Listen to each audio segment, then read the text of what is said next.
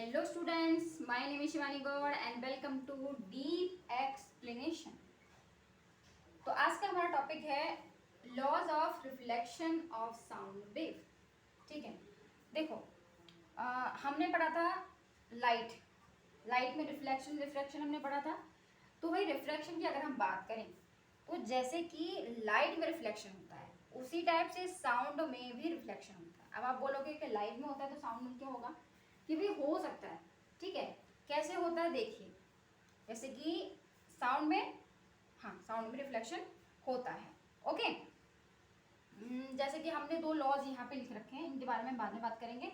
तो उससे पहले हम बात करते हैं अपने डायग्राम के बारे में। ओके, मैंने बनाने की कोशिश की है लेकिन समझाऊंगी आपको पूरी तरह से। ओके, तो बात हम शुरू करते हैं अलार्म घड़ी से। अलार्म घड़ी देखिए आपके घरों में होती है। ठीक है, सुबह उठने के लिए हम उसका यूज़ करते हैं, या हमें कहीं टाइम पे पहुंचना होता है तो उसके लिए भी हम अलार्म घड़ी का यूज़ करते हैं। वैसे आजकल हम लोग मोबाइल्स में अलार्म लगाते हैं, लेकिन जब हम लोग मोबाइल्स घड़ी जो अलार्म घड़ी में हम अलार्म लगाते हैं तो उसका क्या प्रोसेस होता है, तो उससे थोड़ा रिलेट करके हम समझाएंगे। ठीक है, तो जैसे कि मान लीजिए ये एक दीवार है यानी वॉल है और एक टेबल है, और उस टेबल पर आपने एक अलार्म घड़ी रखी हुई है। ठीक है, क्या क्या है, ये पीछे एक दीवार है, कमरा है आपका। ओके, ये टेबल है बेड के पास में। एक टेबल पे आपका वॉच जो आपकी अलार्म घड़ी है वो रखी हुई है। ठीक है, मतलब मान लो कि अलार्म घड़ी आपकी बज रही है। ठीक है, टाइम हो गया, सुबह 4 बज गया, 5 बज गया, आपको उठना है। ठीक है, घड़ी अलार्म जो घड़ी है वो बज रही है। तब क्लॉक में से जो वेव, ठीक है, जब अलार्म घड़ी बज रही है यानी साउंड प्रोड्यूस हो रही है तो कुछ ना कुछ वेव चल रही होंगी ना, क्योंकि आपको पता है कि साउंड कैसे चलती है। ठीक, तो कुछ जो वेव हैं वो चलकर जाती हैं सीधी। ठीक है, यहाँ से जो क्लॉक है, ये वाली क्लॉक है। ठीक है, और जो क्लॉक जब अलार्म कंप्लीट हो जाएगा, जब बजेगी घड़ी, तो जो क्लॉक में से जो वेव हैं वो चलकर इस साइड जाएंगी। ठीक है, वो सीधी चलती हैं। ठीक है, तो जो वेव हैं वो साइड जाएंगी और इस दीवार से जो हमारा पीछे बॉल है उस बॉल से टकराएंगी, देन इस साइड मुड़ जाएंगी। रिफ्लेक्शन ऐसे तो होता है, रिफ्लेक्शन आपने पढ़ा है तो ऐसे तो होता है रिफ्लेक्शन। ठीक है, तो यहाँ से ये जो साउंड वेव है जो क्लॉक में से गई हैं वो यहाँ से चली, और यहाँ से ये हमारा ईयर है यहाँ पर। ठीक है, ये हमारा क्या है, ईयर है। तो हम यहाँ पर हैं और हमारा कान यहाँ पर है। ठीक है, मैं कान अच्छे से नहीं बना पाई हूँ। ओके, तो ये हमारी क्लॉक है और ये हमारा कान है जहाँ हम सुनेंगे। तो हमारी घड़ी टन टन टन टन करके बजना स्टार्ट हुई, देन एक वेव चली, और जो वेव कहाँ गई, ये जो दीवार है हमारी, जो वॉल है उससे टकराई, देन रिफ्लेक्ट हो गई, और रिफ्लेक्ट होकर हमारे कान पर गई, और जहाँ हम उसकी वॉइस को सुन पाए, और देन हम उठ गए कि ओ 5 बज गए। ठीक है, तो ये है। ठीक, तो ये कौन सी वेव है, ये है हमारी इंसिडेंट वेव। ठीक है, ये है हमारी इंसिडेंट वेव, और ये जो है ये है हमारी रिफ्लेक्टेड वेव। क्लियर, आपको समझ दिया, मतलब कुछ समझ में आया? पुराना पुराना कुछ लग रहा है, अब नहीं लग रहा है? बिल्कुल लग रहा होगा, कैसे नहीं लगेगा आपको, पुराना पुराना लगेगा बिल्कुल। ठीक है, तो ये इसका प्रोसेस है। क्या प्रोसेस है, फिर से सुन लीजिए एक बार। क्लॉक है, बजी, टन टन टन टन टन, अलार्म चालू हो गया। देन इसकी जो वेव है वो वेव चलकर इधर गई।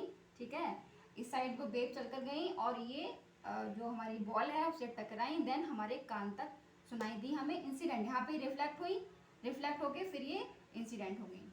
ठीक है, सॉरी, इंसिडेंट वेव कहाँ से आई, क्लॉक से आई, सॉरी, इंसिडेंट वेव क्लॉक से आई, और देन फिर बॉल से टकरा कर रिफ्लेक्ट हो गई, और फिर हमने उस वॉइस को सुन लिया। ठीक है, अगर आप ऐसे ना सुनना चाहें वॉइस को तो ये सीधा सीधा भी आप इसको सुन सकते हैं। ओके, ऐसे भी सुन सकते हैं। देन मान लीजिए कि दो रूम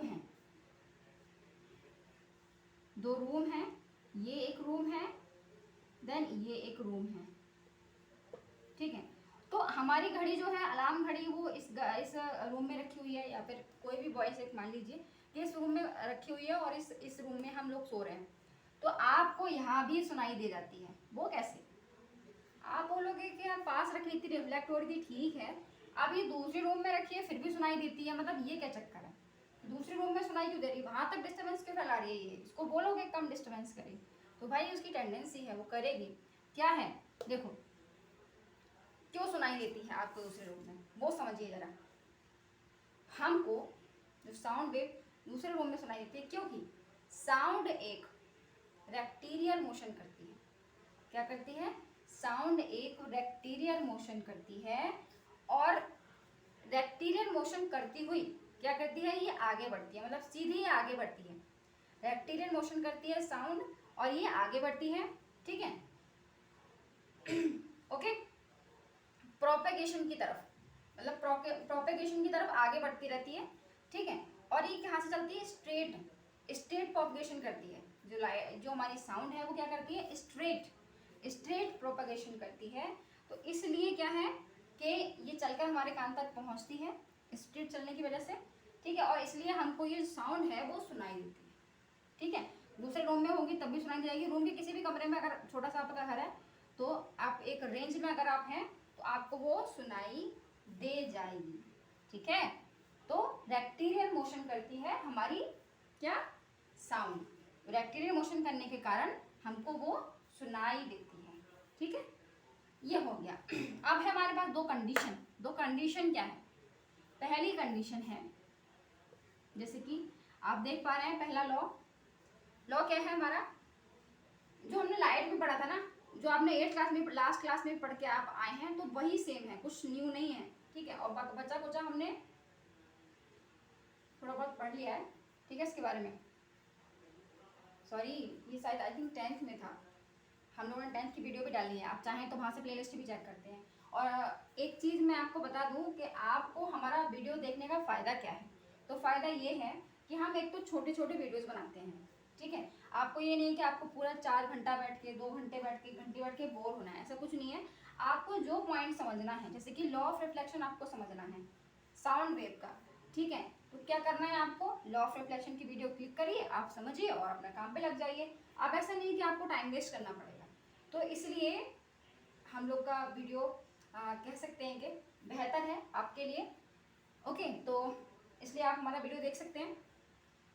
हम बात क्या कर रहे थे? हाँ, फर्स्ट लॉ की हम बात कर रहे थे, ठीक। तो the incident ray of sound, the normal at the point of incidence and the reflected ray of sound all lie in the same plane. कहना इनका ये है, बहुत ही सीधा सा सच्चा कहना इनका ये है कि भाई ये जो तीनों प्लेन हैं वो सेम प्लेन में होना चाहिए, मतलब जो तीनों चीज़ें हैं वो सेम प्लेन में होनी चाहिए। ये हमारा नॉर्मल है, ये क्या है? ये हमारा नॉर्मल है, ठीक है। तो इनका कहना ये है कि incident wave, reflected wave and normal, ये तीनों एक ही प्लेन में इनको होना चाहिए। इनका पहला जो लॉ है उनका वो कहना है कि तीनों चीज़ें एक ही उसमें होनी चाहिए, सेम प्लेन में होनी चाहिए, ठीक है। ये इनकी एक कंडीशन है कि भाई तीनों चीज़ें ना सेम प्लेन में ही होनी चाहिए, ओके। 10th में पढ़ोगे आप, जब उसकी प्लेलिस्ट में मेरे पास 10th की प्लेलिस्ट भी पड़ी हुई है, आप चाहें तो वहाँ से भी देख सकते हैं, ओके, समझने के लिए। एंड फिर है हमारा सेकंड पॉइंट हमारा, angle of incidence is equal to the angle of reflection, ठीक है। अब इनका क्या कहना है? तो इन महाशय का ये कहना है कि भाई जो इंसिडेंट वेव है और रिफ्लेक्टेड वेव है, इनके बीच जो एंगल है वो दोनों का सेम होना चाहिए। अगर आपने ये जो वेव है, ये जो क्लॉक है आपने साइड जो रखी है, इसको आपने अगर 30 डिग्री पे रखा है तो ये जो है वो भी 30 डिग्री पर ही होनी चाहिए। अगर ये 30 है और ये 31 हो गई तो आपको ये वेव सुनाई नहीं देगी। एंगल सेम होना जरूरी है, तभी आप ये सुन पाएंगे। तो इनका एंगल जो है वो सेम होना जरूरी है, तो इस चीज का ध्यान रखा जाता है, ठीक है। तो इनका कहना ये है, सेकंड पॉइंट हमारा ये है, सेकंड पॉइंट का कहना ये है कि हमारा जो ये देखो, ये जो आई है और ये आर है, इंसिडेंट वेव का ये एंगल है आई और रिफ्लेक्टेड वेव का है कि आर है, ठीक है। तो इनका कहना है कि एंगल आई और एंगल आर ये दोनों एक दूसरे के इक्वल होने चाहिए, तभी आप इनकी प्रॉपर वॉइस को सुन सकते हैं। अगर इनके एंगल्स में आपने छेड़खानी की, आपने बोला कि नहीं लॉ तो पुराने हो गए, मैं थोड़ा सा देखता हूँ करके कुछ, है ना, तो आपको वॉइस सुनाई नहीं देगी, ठीक है। ओके, तो जो रूल्स हैं वही रूल्स हैं, उनको फॉलो करिए।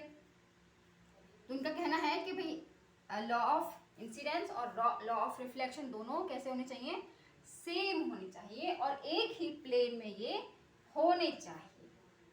ओके, तो ये इनका कहना है। तो ये जो पॉइंट है हमारा, ये टॉपिक है हमारा, ये कंप्लीट होता है। अब मिलेंगे हम लोग नेक्स्ट टॉपिक में, नेक्स्ट वीडियो के साथ। तब तक के लिए गुड बाय।